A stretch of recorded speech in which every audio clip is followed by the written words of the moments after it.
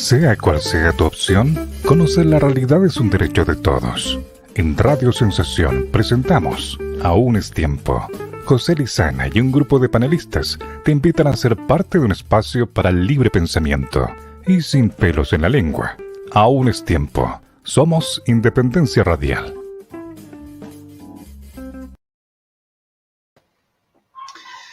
Hola, ¿qué tal? Soy Alejandro Bujacampos, director de estudiociudadano.cl y una vez más estoy acá a solicitud del director del programa Aún es Tiempo, José Ramón Lizana Godoy, en la conducción del capítulo de hoy, martes 28 de junio de 2022, de esta reunión que tenemos 2 veces a la semana, los martes y los jueves, a través de las redes sociales de la Aún es Tiempo, para conversar sobre la contingencia nacional con los invitados y los panelistas habituales del programa que son convocados por José Ramón Lizana Godoy. Están un poco atrasados hoy día, me parece, tenemos algún problema técnico, así que vamos a comenzar revisando lo más relevante de las noticias de las últimas horas, de los últimos días, mientras ellos se conectan a esta transmisión que sale por las redes sociales de la Aún es Tiempo, Facebook, YouTube, Twitch y también en coordinación con la radio Sensación FM 99.5. Y ahí ya está apareciendo uno de nuestros invitados, Pedro Iturrieta Vergara. Bienvenidos, Pedro, a esta conversación. ¿Cómo estás? Alejandro. Bien, Alejandro, buenas noches. Un saludo a todas. Bueno, estamos un poquito atrasados, pero ya llegamos ya y tenemos casi una hora que nos queda por delante para analizar la contingencia, Pedro. Mira, yo te voy a convidar un poco los titulares que tengo preparados acá para comentarlos contigo y también con nuestros amigos que nos están escuchando. Y con eso vamos a empezar a conversar. Tú me dirás qué es lo más relevante para ti que ha pasado estos días. Mira, esta cuestión siempre es medio desordenada porque se nos juntan muchas materias. Yo aquí tengo anotadas 4 o 5, pero acá en esta otra pantalla que tengo, a ambos lados, a la izquierda y a la derecha, tengo unas pantallitas soplonas que me van contando las cosas que están pasando, incluso en el momento. Y bueno, obviamente una cuestión que ha marcado fuertemente la agenda del fin de semana fueron que prácticamente la gran mayoría de las encuestas de opinión que se dieron a conocer hablan de una verdadera debacle para el gobierno de Gabriel Boric, con una caída en la aprobación, con un aumento en la desaprobación, tanto del presidente como del gobierno, y también un aumento ostensible de la opción rechazo para la elección, para el plebiscito de salida el 4 de septiembre.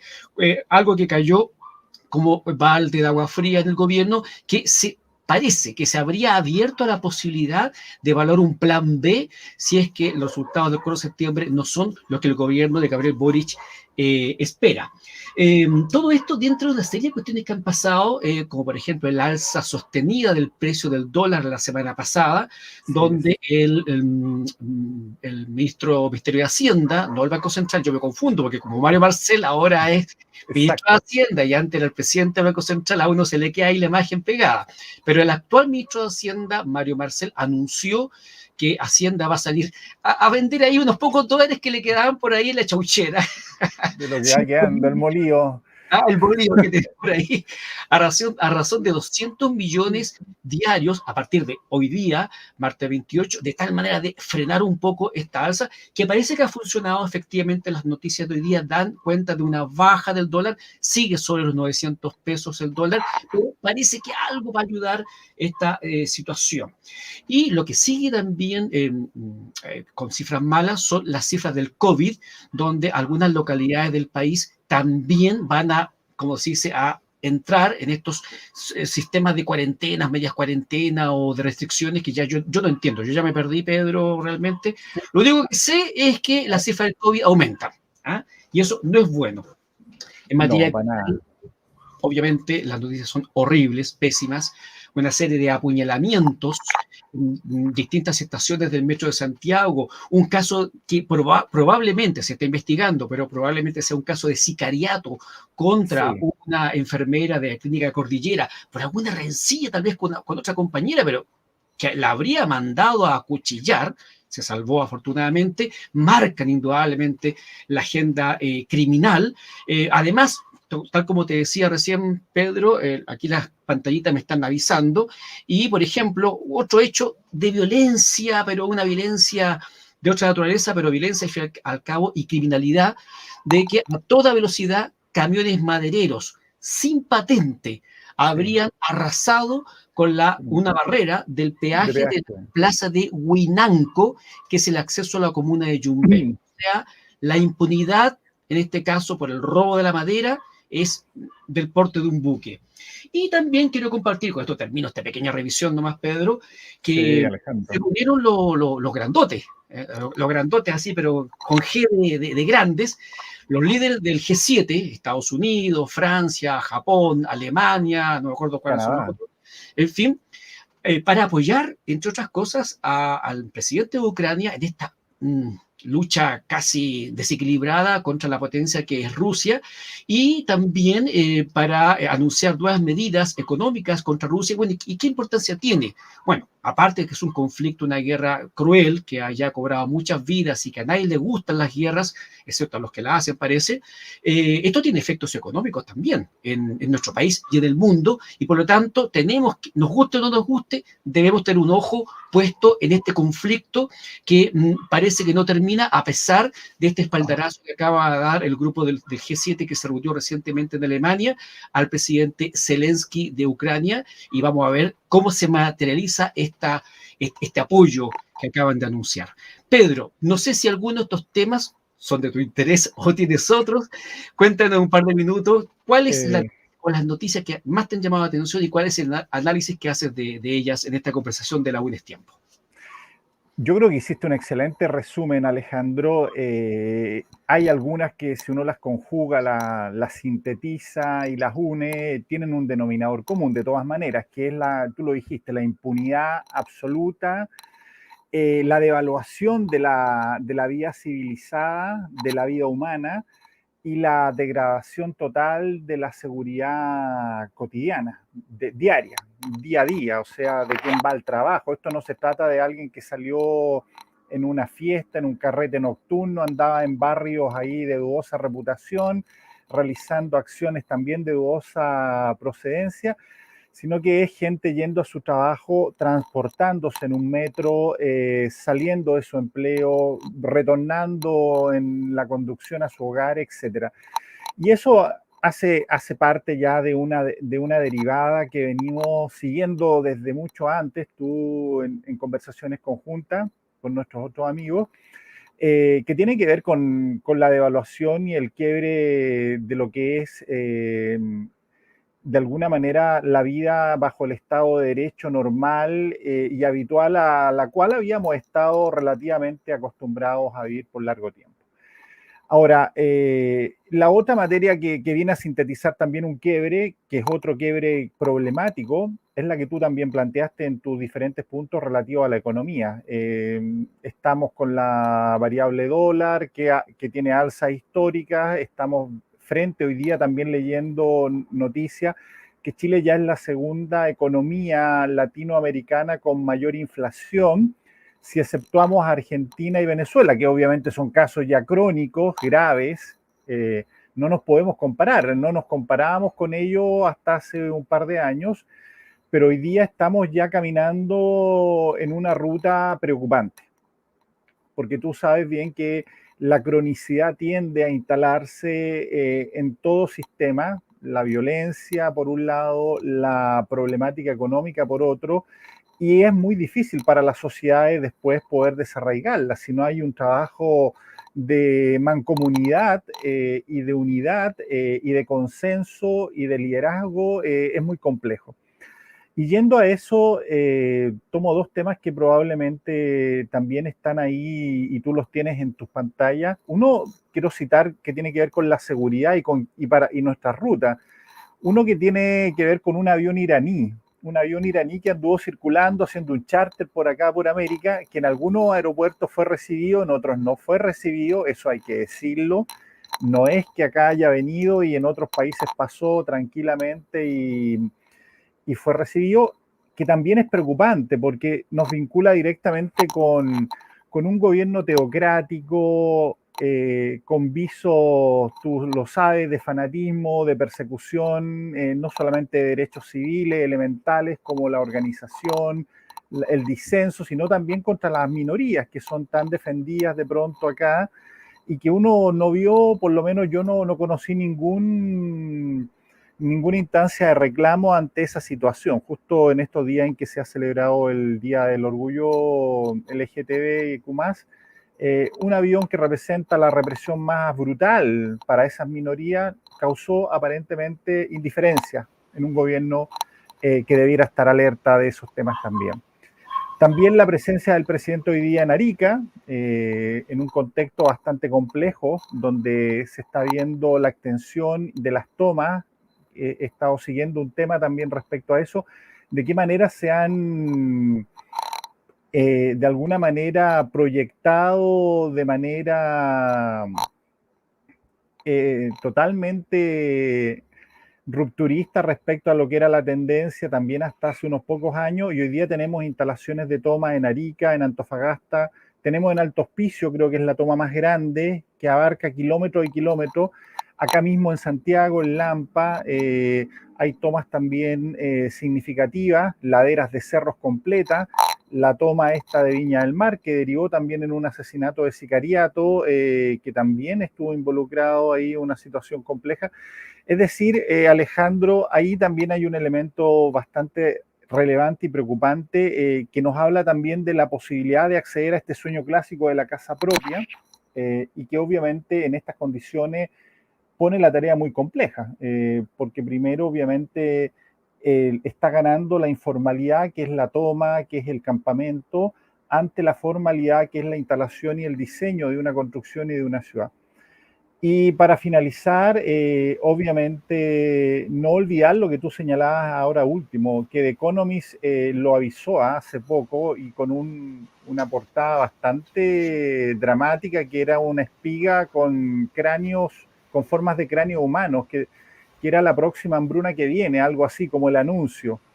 Se dijo en Chile que inicialmente que estábamos preparados. Después conocimos datos que nos estaban diciendo que un 40% de los terrenos en el sur no estaban siendo cultivados por inseguridades ambientales de diferentes facetas, por sequía, etcétera. Y hoy día estamos conociendo recién que hay una formación de una comisión en el Congreso para abordar esta temática.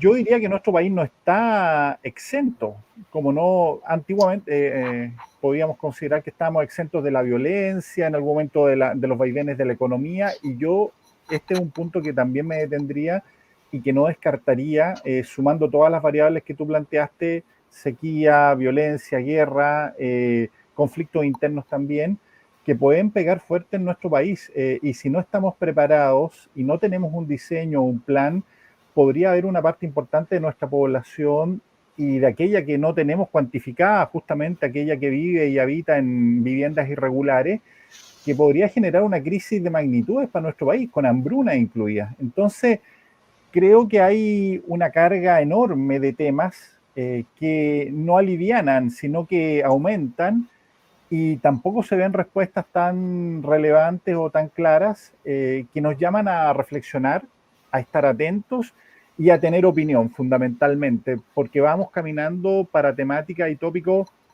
ante los cuales yo creo que cualquier ciudadano va a necesitar y tiene el deber además de tener opinión. No puede ser de otra manera. La seguridad, la economía, la alimentación, el tema migratorio, etcétera, son temas hoy día claves, entre otros. Y creo que nuestro país está enfrentado a una coyuntura y una encrucijada que no es menor. Efectivamente, mira, tú también repasaste varios de los temas que algunos yo no los toqué, porque es demasiada grande la agenda de temas que nos están cubriendo, y claro, efectivamente, acá tengo una nota del diario El Clarín de hace solamente 2 días, que habla de nuevos detalles del caso del avión iraní que llegó a Argentina, porque aclaremos esto para los amigos que nos están escuchando. Sería más de un avión. Sería, por ejemplo, el caso de argentino sería un avión que, según la información que yo tenía, todavía está retenido en la Argentina. Hay una investigación judicial en este momento porque venía con pilotos iraníes, venía con pasajeros venezolanos, y se da la información al gobierno argentino respecto de la identidad de estas personas, y el presidente Fernández, que en ese momento se encontraba en la Cumbre de las Américas en Estados Unidos, habría prácticamente hecho caso omiso de esta situación. De hecho, el avión iraní estuvo en 2 ciudades argentinas, y solamente en el segundo aterrizaje, creo que fue Ezeiza, recién ahí lo detienen. Y hoy día hay una investigación al respecto. Pero no suficiente con eso, resulta que llega otro avión iraní a Chile estos días. Y ese pasa totalmente piola, no se sabe nada. Respecto del avión iraní de la Argentina, se dice que sería un avión que incluso ha sido utilizado por yo lo digo con mucha claridad, el narcodictador Nicolás Maduro, porque para mí realmente no es un presidente democráticamente elegido, sino que es un dictador que además tiene fuertes vínculos con el narcotráfico, que entre paréntesis, como dicen por ahí, Pedro, a río revuelto, ganancia pescadores, porque resulta que el conflicto entre Rusia y Ucrania, donde Rusia viene a apretarle la goma a Europa respecto del suministro de gas, provoca, entre las reacciones que provoca una autorización del gobierno norteamericano para permitir que el gobierno venezolano produzca y venda petróleo a Europa. Es una cuestión increíble. Entonces, obviamente esta asfixia económica, que es la que se busca habitualmente causar con los embargos, con los bloqueos que hacen países como Estados Unidos y muchas veces los europeos respecto de regímenes que están siendo fuertemente, digamos, acusados de violaciones de derechos humanos y otro tipo de crímenes de lesa humanidad. Entonces, obviamente que este ahogamiento que se trata de hacer en lo económico se ve absolutamente relajado por esta circunstancia donde, de alguna manera, Europa, Estados Unidos, empieza a mirar a dónde recurrir para obtener energía, para obtener, en este caso, petróleo, que produce Venezuela, y resulta que entonces dice, mira, tal vez ahora este narcodictador no es tan malo, y si nos ayuda a resolver este problema, entonces lo vamos a soltar un poquito y lo vamos a dar esa posibilidad. Solamente leer acá que, según el diario Clarín, hubo una alerta del delegado de la AFI en Paraguay y a la Central de Inteligencia, en la que informaba sobre un avión sospechoso en la región. Y luego el propio presidente, Alberto Fernández, recibió datos de la aeronave. El gobierno nacional recibió al menos 2 alertas diferentes donde se informaba que un avión iraní venezolano volaba por la región. Se anticipaba que aterrizaría en la Argentina y se destacaba que entre su tripulación mixta, entre persas y caribeños, se podían encontrar vínculos con el terrorismo islámico. Uno de esos avisos fue escuchado en persona por el propio presidente Alberto Fernández cuando encabezaba la comitiva argentina que participó de la Cumbre de las Américas en Los Ángeles. Lo dejamos ahí nomás. No sé si escuchaste, Pedro, solamente para cerrar este punto, que también hay una fuerte acusación de un funcionario iraní que está hoy día al servicio del Ministerio de Defensa, tengo entendido, que también en este momento hay protesta por su presencia, porque estaríamos hablando de un personaje que tendría fuertes vínculos con la dictadura cubana y la dictadura venezolana. No sé si tiene algún antecedente que aportar al respecto. Creo, si es la misma persona, creo que hablamos de un periodista que tiene nexos justamente con el medio iraní Hispan TV y otros medios del gobierno venezolano. Sin olvidar también que hay un periodista también venezolano, aparentemente también vinculado al Partido Socialista Bolivariano, que también participa y trabaja en esa mismo secretaría, si no me equivoco. Entonces, al menos el primero sí he leído de dichos o comentarios que han despertado, creo, opiniones un poco reactivas de la comunidad israelí, inclusive por sus visos antisemitas, creo que derechamente. Entonces, efectivamente.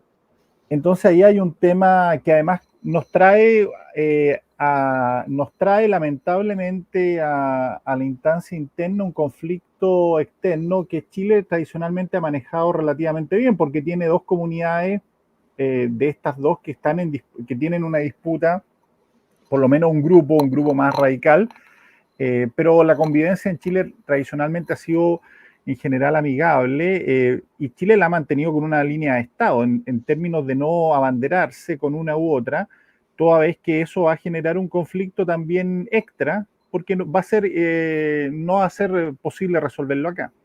Y esta persona, lamentablemente, en esa posición, viene como a activar esto y va en la línea justamente de lo que tú señalabas también, con vínculo con ambos gobiernos y regímenes, obviamente, que tienen obviamente sus manos entrometidas muchas veces en acciones de dudoso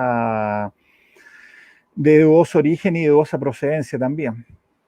Sí, de hecho, en los últimos días de la presencia o del ejercicio de la alta comisionada por los derechos humanos, Michelle Bachelet, acaba de salir un nuevo informe que habla de las atrocidades, de los crímenes, de las ejecuciones sumarias que se han realizado en el gobierno venezolano.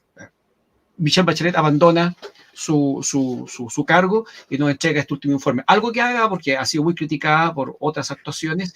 Por lo menos en este caso, los informes son más contundentes. ¿O no, Pedro?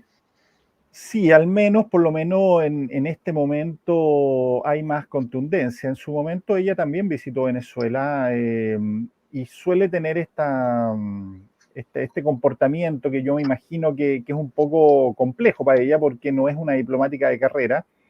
Fue presidenta, por lo tanto está acostumbrada a tratar a gobernantes como pares, y no tiene tampoco el compromiso del activismo como puede tener Amnistía o Human Rights con Vivanco, que son mucho más enfáticos. Entonces eso la complica al final del día porque en este rol tan diverso que tiene de exmandataria y además a cargo de un gabinete, de una Secretaría de Derechos Humanos que requiere a veces cierta contundencia, cualquier señal puede ser vista como debilidad, pues, y pasó con el caso chino, y pasó también en su momento con Venezuela, y ahora obviamente enmienda esa situación con este juicio crítico y severo que hace, de hecho que se conocen, lo del SEBIN, que es el servicio que tiene ahí oscuro, bolivariano de inteligencia. De donde una vez incluso por la prensa, todo esto uno lo sabe por la prensa, una persona fue lanzada o saltó producto de que aparentemente estaba siendo objeto de tortura, o que entra gente y que nunca más sale, son situaciones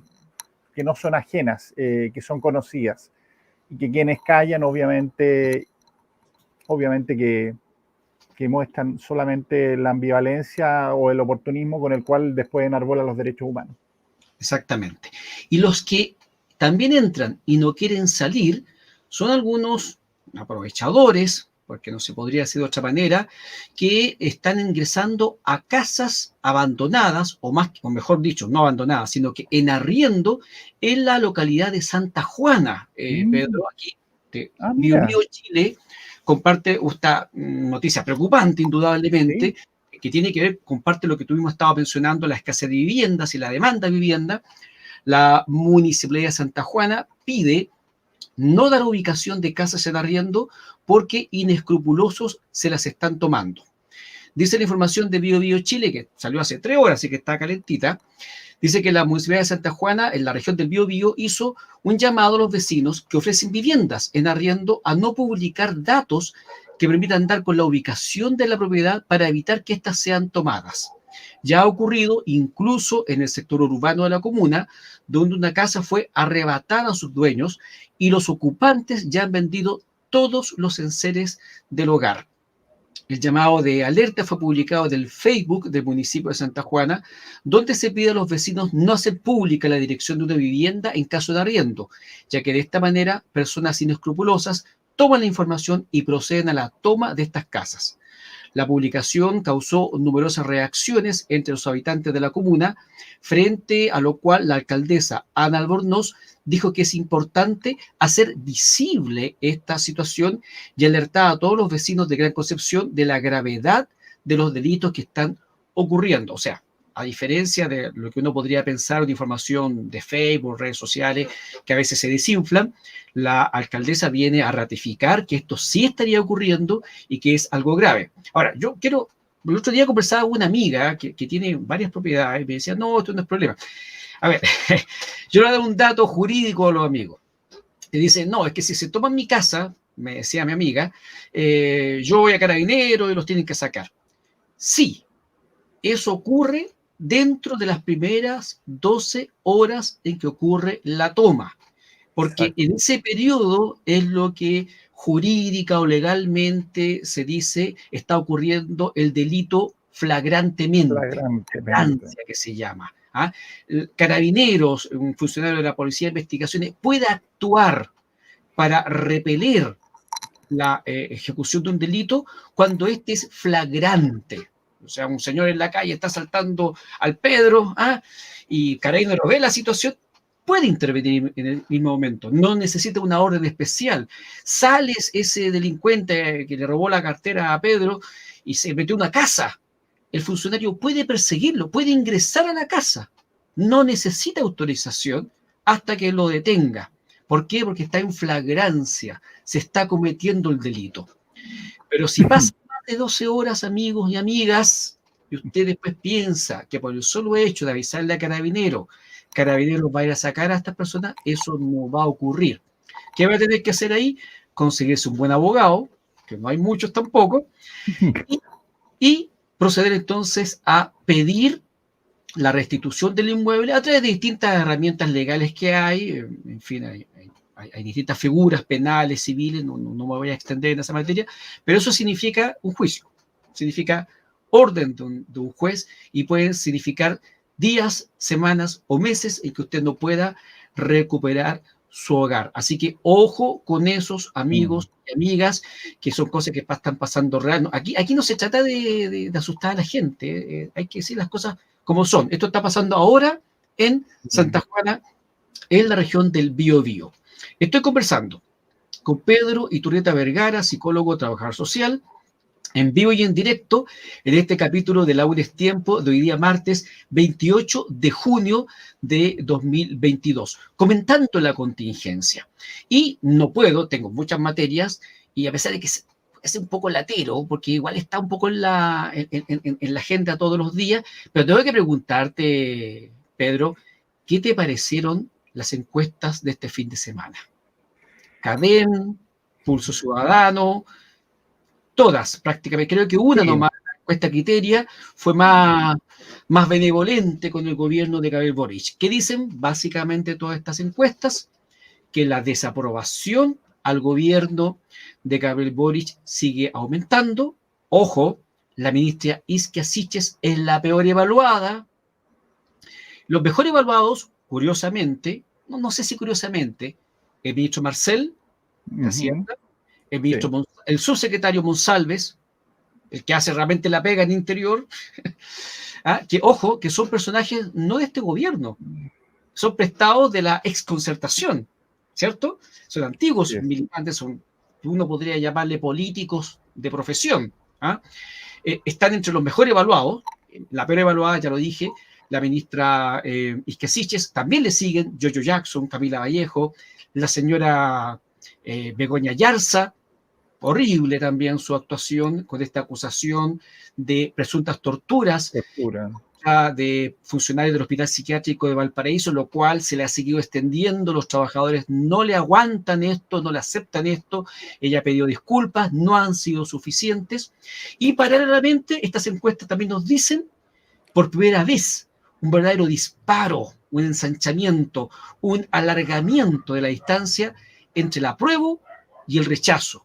15 puntos, 12 puntos, casi 20 puntos de diferencia entre lo que ha avanzado la opción rechazo y lo que se ha ido quedando y retrocediendo la opción apruebo.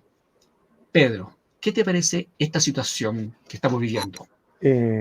Bueno, yo creo que en parte refleja lo variable, lo oscilante que suele ser y rápido que además que sucede el tiempo político. El tiempo político no tiene la misma, de alguna manera, cronología que la vida cotidiana.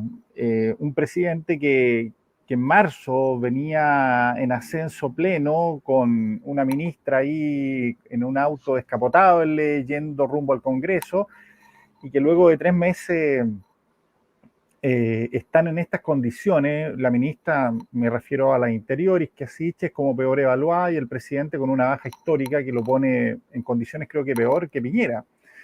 Sí, bueno, de hecho, ya encuestas anteriores habían señalado que Gabriel Boric había batido el récord en baja de aprobación, que no había ocurrido con tanta rapidez ni en el caso de Michelle Bachelet ni en el caso de Sebastián Piñera. Claro.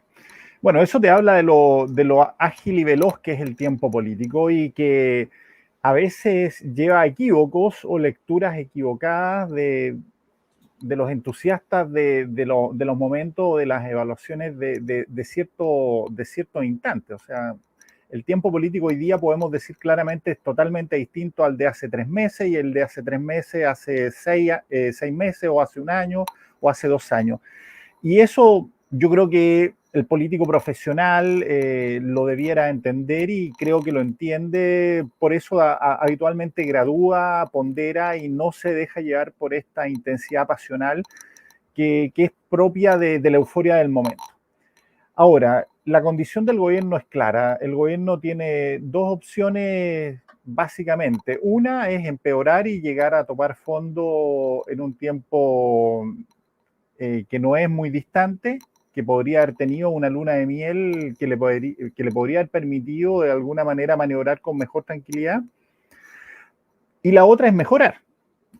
Y tú sabes, Alejandro, que para mejorar muchas veces los gobiernos lo que hacen es mover piezas, cambiar gabinete, renovar, tú sabes, ahí figuras, rostros. Y tú mencionaste varias. Hay el equívoco de salud, el tema de la ministra de Interior, que mientras tengamos estas situaciones de seguridad obviamente no va a variar mucho. Y creo que también anduvo, por ejemplo, el tema de la ministra de Medio Ambiente, que los trabajadores de Codelco y ENAP le dijeron: tranquila, cálmese un poco, ministra, que ahora es ministra, gobierna todo un país, no es una activista. Es decir, el presidente, yo creo, él dice que antes del 4 de septiembre no hacen nada, por lo tanto le pone fecha y le pone apoyo a sus figuras políticas, pero eso significa que va a tener que conducir y mejorar en otras facetas, y no basta con tener a la vocera Vallejo que arregle Oye, y las problemáticas. Faltan 2 meses, pues, Pedro. Por supuesto, y hemos visto que el tiempo político corre muy veloz, entonces 2 meses puede ser una eternidad y un calvario. Claro, exacto, muy veloz o muy lento. Yo siempre digo, el tiempo es relativo, va a depender de qué lado de la puerta del baño estés. Porque si estás dentro del baño, estás tranquilito haciendo lo tuyo. El que está golpeando afuera desesperado, a ese le corre el tiempo muy, muy, muy rápido. Entonces, 2 meses, la verdad que pueden ser terribles, y tal como tú dices, Camila Vallejo, sin ánimo de maltratarla en su figura, pero yo la veo cada día más canosa, por favor, porque ella tiene que salir, es muy inteligente Camila, eso hay que reconocerlo, porque tiene que salir a través del verbo, a través de la palabra, a arreglar situaciones que se caen de maduro. Y tú te vuelvo a ti la palabra, Pedro, porque tú mencionaste algo que es importante. En general, las encuestas, amigos, amigas, estas encuestas de las que estamos hablando, Pulso Ciudadano, CADEM, Criteria, hacen distintas evaluaciones, y algunas son de carácter semanal. Entonces, a veces pasa que justo los hechos puntuales que ocurren en una semana pueden generar un impacto notorio. E indudablemente yo creo que lo de Ventanas y lo de Irina Caramanos, indudablemente golpeó, pero fuertemente, ¿o no, Pedro? Bueno, ahí tú anotas un punto extra que no me había recordado, pero que fue también, tú lo sabes, fue tema el del gabinete personalizado, el famoso gabinete personalizado que se salió a desmentir y decir que había sido un error administrativo, que hasta ahí iba todo bien, pero después, ¿qué nos encontramos por la prensa? Que finalmente había una inscripción, un registro de dominio de Irina Caramanos. Claro, iban a hacer una página web, aparentemente, con el nombre de Irina Caramanos, irinacaramanos.cl. O sea, amigo, si usted cree que estamos mintiendo, véalo usted mismo. entre a nic.cl. ¿Qué es nic.cl? Es el administrador de los nombres de dominio en Chile, que en Chile lo administra la Universidad de Chile. Entonces usted entra a nic.cl, si usted quiere, por ejemplo, si Pedro quisiera hacerse un sitio, busca ahí Pedro Iturrieta. Si está el dominio Pedro Iturrieta Vergara ya inscrito. Si no está, entonces lo puede inscribir. Vale 10 lucas la inscripción de un dominio al año. Pues bien, en el caso de Irida Caramanos, habían 2 dominios inscritos, porque usted puede poner ahí a Pedro Iturrieta Vergara, Pedro Iturrieta B, Pedro Iturrieta el Grande, entonces Pedro el Grande como el zar ruso, el emperador. Entonces, usted puede inscribir varios dominios. Habían al menos 2 dominios que hacían alusión a Irida Caramanos desde marzo de 2022. Entonces uno se pregunta, ¿esto fue un error? Esa es la gran pregunta. Como te decía, iba muy bien la explicación. Esto fue un error administrativo, ya se sabe, un funcionario ahí que no tuvo la suficiente prudencia ni capacidad y bueno, se arreglaba.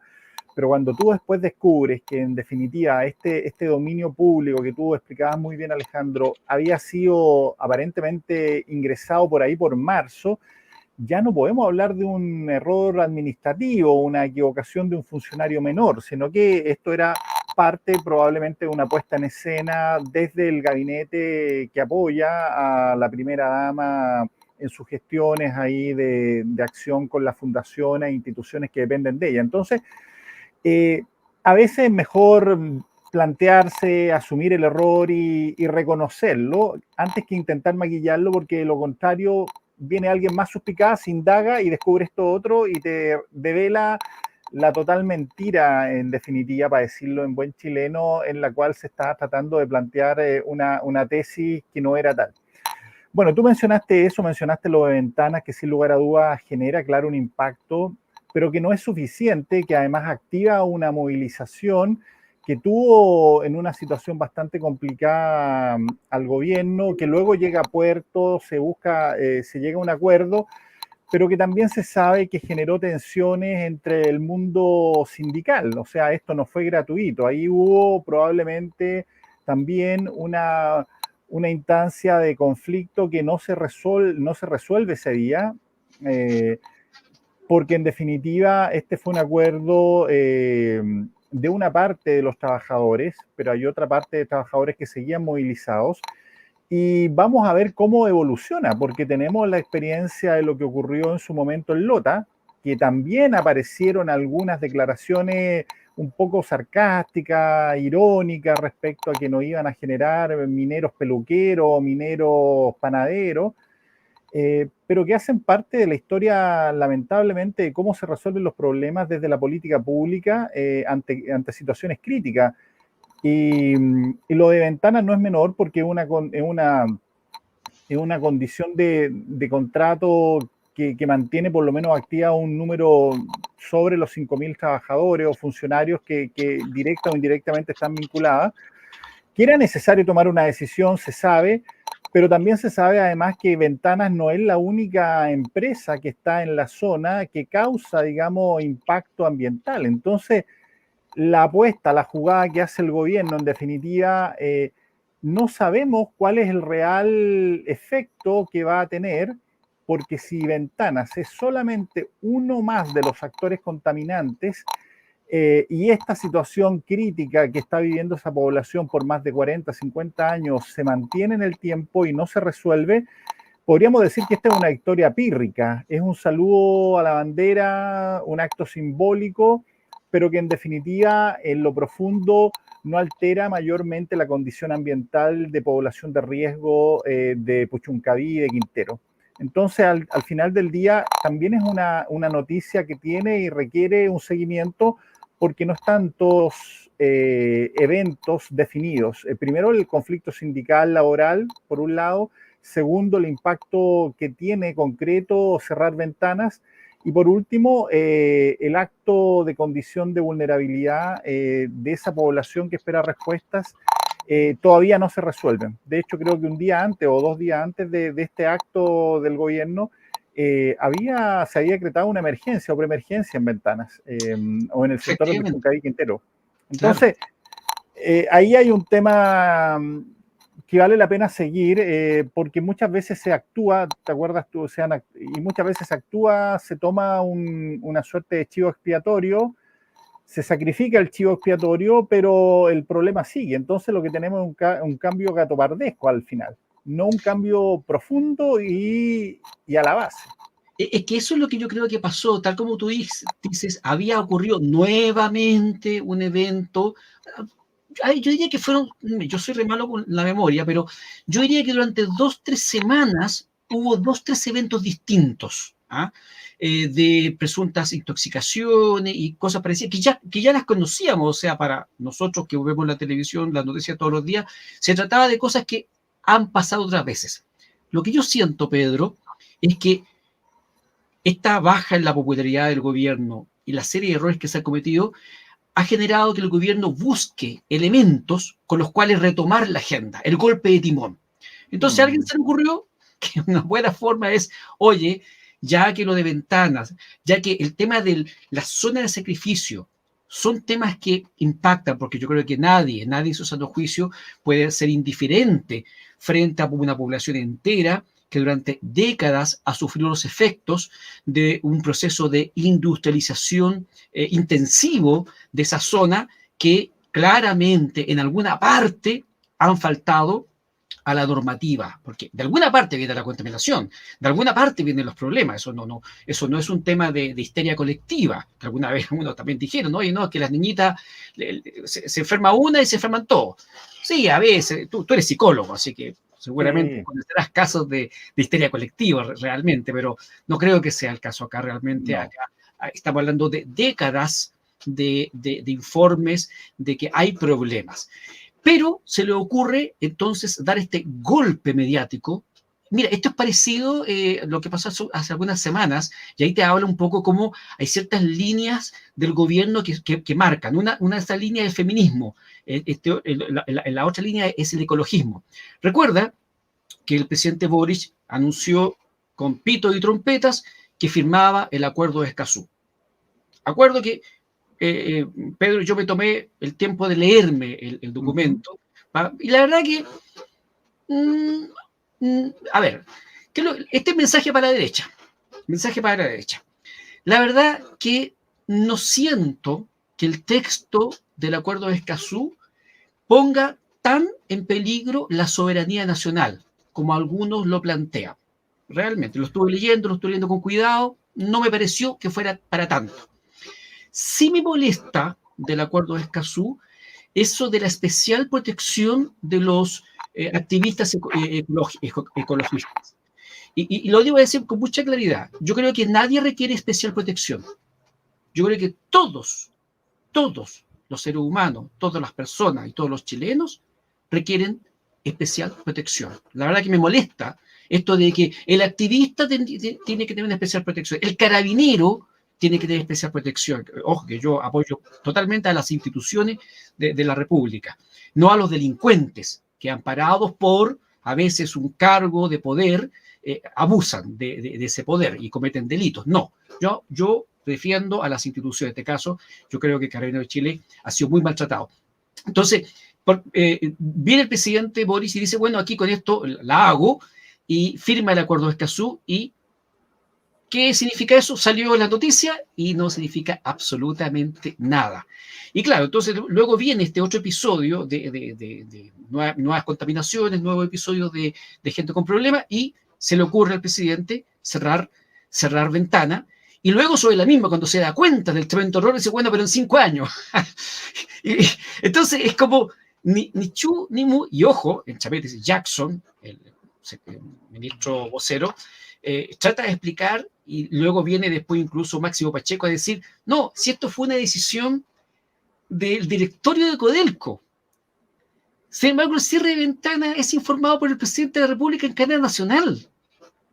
Entonces, la verdad es que son situaciones que no se explican, sino es en la búsqueda de dar golpes mediáticos que le permitan retomar la agenda pública, pero que, como se dice habitualmente, vas por lana y vuelves trasquilado. Porque no sé cuántos votos ganó y cuántos votos perdió Boric y el gobierno esta pasada, Pedro. No, yo siento que lo que tú planteas, Alejandro, que en parte yo lo abordaba desde más bien del dilema del conflicto, pero ahora que lo planteas lo recuerdo bien en términos de la condición, de cómo se llega a esta decisión y cuando aparece, creo que alguien del directorio de Codelco señalando que no habían sido consultados, la ministra de la cartera La ministra de específica, Minería.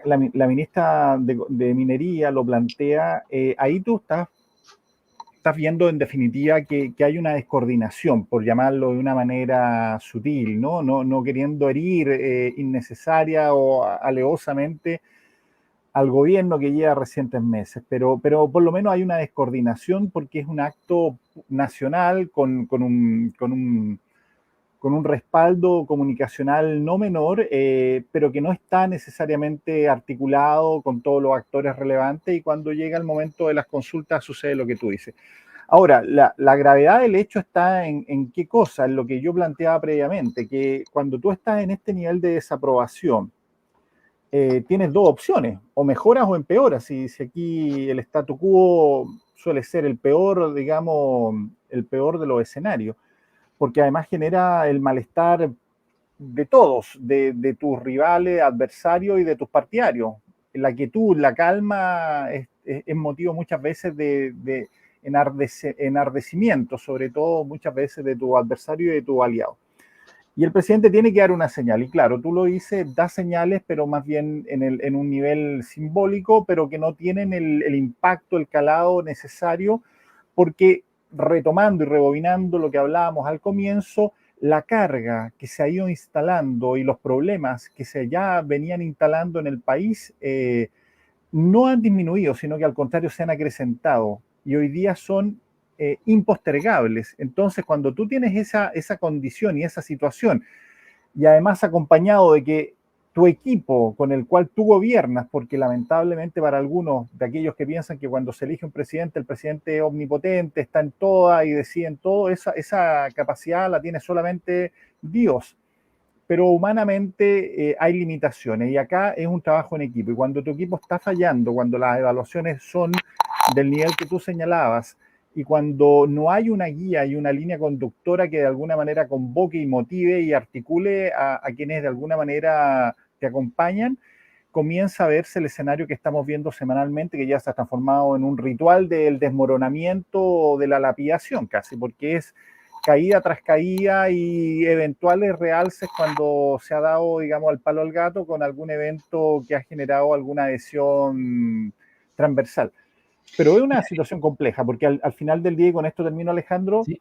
porque al final del día ya no estamos hablando de un diputado, no estamos hablando de un colectivo opositor, estamos hablando de un gobierno que lidera a un país, que lidera millones de ciudadanos y que tiene a cargo, tras de su espalda, voluntariamente electo, porque así lo buscaron, tienen la responsabilidad de sacar del atolladero el país. Aquí no basta con decir es que esto venía de antes, porque esa es la salida fácil. Acá es y la ciudadanía lo que va a hacer es exigir que quien libre y soberanamente se presentó y dijo estoy capacitado, estoy totalmente convencido que puedo ser una solución para el país, haga y ejerza su rol. Y hasta ahora creo, Alejandro, que estamos un poco al debe en eso. Se elige a los gobernantes para que resuelvan los problemas, no solamente para diagnosticarlos. Exacto. La situación de criminalidad ocurre en momentos en que la ministra Isquesiches comparte en su Instagram imágenes de las naranjas de su casa, una cuestión impresionante.